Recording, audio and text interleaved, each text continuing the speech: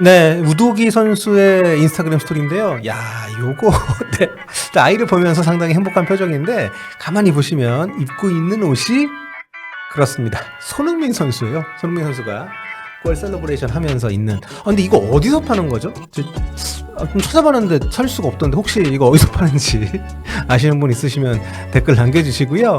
프리미어리그 그 한마디 영상, 손흥민 선수를 추억하는 그 영상에서도 우도기 선수가 손흥민이 그리울 거란 얘기를 했었는데, 자, 이제는 더 동료가 아니지만 그래도 주장을 잊지 못하면서 저렇게 일상에서 옷을 입고 있는 모습 굉장히 반갑네요.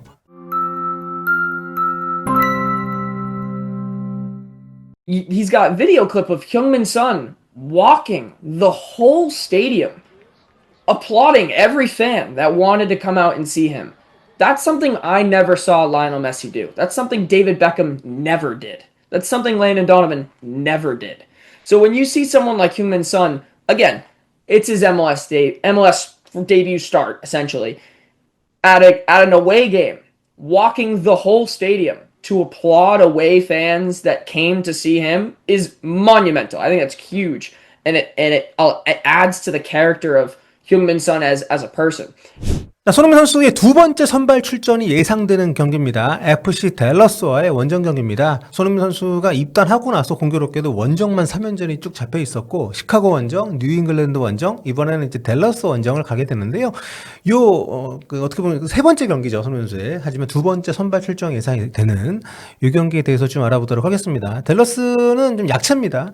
LAFC보다는 훨씬 좀 약체인 팀이고, 여기 이제 댈러스 관련 언론에서 상대팀이 될 LAFC 분석 기사를 냈는데요. 요 이제 일종의 프리뷰성으로 상대팀의 LAFC가 어떤 팀인지에 대해서 여기 보시면 첫 문장부터가 이렇습니다.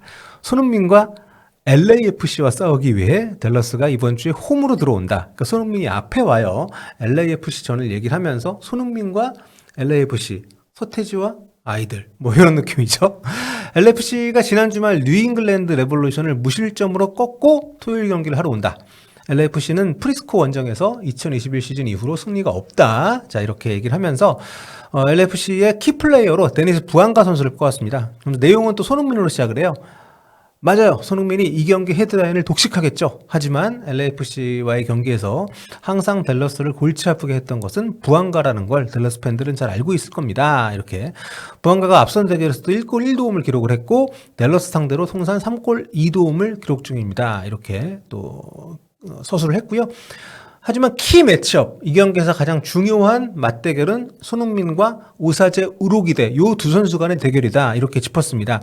LAFC의 새로운 스타를 거론하지 않기란 힘든 일이다. 지난 두 경기에서 이미 아주 좋은 모습을 보인 손흥민이다. 시카고전에서는 PK를 획득을 했고 뉴 잉글랜드전에서는 1도움을 추가를 했다. 손흥민 선수의 활약상을 요약해서 언급을 하면서 손흥민 선수를 어떻게 막느냐가 중요하다 하면서 이제 핵심 수비수인 오사제 우로기대 선수를 거론을 한 거죠. 우로기대는 댈러스 뛰고 있는 네덜란드 출신의 센터백입니다. 2000년생이고 188의 장신, 굉장히 좀 탄탄한 선수고요. 네덜란드 네이멘에서 태어나는데 부모님이 나이지리아에서 오신 분들이에요. 5살 때 영국으로 이주를 해서 윈블던 유스를 거쳐서 이제 프로 선수가 됐습니다. 성인 무대 데뷔는 2019년 잉글랜드 2부 리그인 셰필드 웬즈데이에서 했었고요. 이후에 이제 프랑스 2부 리그 아미앙에서 뛰다가 올 초에 댈러스에 입단을 했습니다. 그렇게 좀 위압적인 선수는 아니에요. 리그 평균 수준의 수비수라고 보시면 될 것 같고요. 댈러스에서 에이스로 꼽을 선수는 손흥민 선수처럼 지명 선수로 댈러스에 합류를 한 페타르 무사입니다. 올 시즌에 벌써 13골 6도움 기록을 하고 있는 이 팀에서는 뭐 독보적인 에이스고요. 팀 내 득점 2위가 5골밖에 못 넣고 있습니다. 거의 팀 공격을 뭐 책임을 지고 있다. LAFC로 보면 손흥민 선수 오기 전에 부안과 같은 뭐 그런 존재라고 보시면 되겠는데 98년생이고 크로아티아 국가대표 출신입니다. 190의 장신 공격수고요. 슬라비아 프라하라든가 빅토리아 풀첸 같은 체코 명문 구단에서 활약이 있었고 우니온 베를린에서 뛰었었고 포르투갈로 건너와서 보아비스타에서도 활약이 있었고요. 2022년부터 한 시즌 반 동안 포르투갈 명문인 벤피카에서 뛰었는데 이때 활약이 상당히 좋았습니다. 이때 활약을 통해서 댈러스의 콜을 받았고 댈러스에 작년에 와서 24경기 출전해서 14골 넣었어요. 상당히 득점력이 좋은 선수입니다. 올 시즌은 득점 페이스가 훨씬 좋죠. 이 밖에 인상적인 게 아시아 선수가 여기 있어요. 정확히 말하면 유럽 출신의 아시아 국가대표라고 할 수 있죠. 네덜란드 청소년 대표 출신으로 작년에 신태용 감독의 부름을 받아서 인도네시아 A대표팀 골키퍼가 된 마르텐 파스 선수입니다. 위트레이트 출신이고요. 2022년부터 댈러스에서 뛰고 있는데 지금 뭐 신태용 감독은 떠나긴 했습니다만 인도네시아 대표팀에 계속 이제 소집이 되면서 이제 아시아 국가를 대표하는 그런 골키퍼로 활약을 하고 있습니다. 자, LAFC와 댈러스의 역대 전적은 LAFC가 7승 4무 2패로 많이 앞섭니다. 예, 반면에 댈러스 홈, 그러니까 LAFC 입장에서 원정을 갔을 때는 1승 3무 1패니까 호각세라고 보시면 되겠고요. 앞서 말씀드린 것처럼 2021년 이후로 승리가 없으니까 상당히 좀 쉽지 않은 그런 원정길이 될 거다. 이렇게 전망을 할 수가 있을 것 같습니다. 자, 올 시즌 두 팀의 스카우팅 리포트를 한번 좀 살펴볼 텐데요. 여기 보시면은 LAFC가 대체로 좀 우세합니다. 그래프상으로 봤을 때도 눈에 탁 띄죠. 경합과 박스 효율에서만 댈러스가 앞서고요. 나머지는 LAFC가 압도적으로 우세한 지표를 보여주고 있습니다.